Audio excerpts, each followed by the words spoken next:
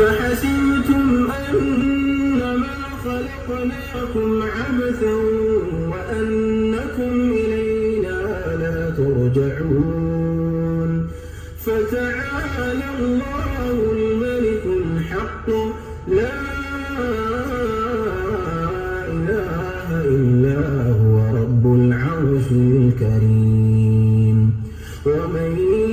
يدع مع الله إلها آخر لا برهان له به فإنما حسابه عند ربه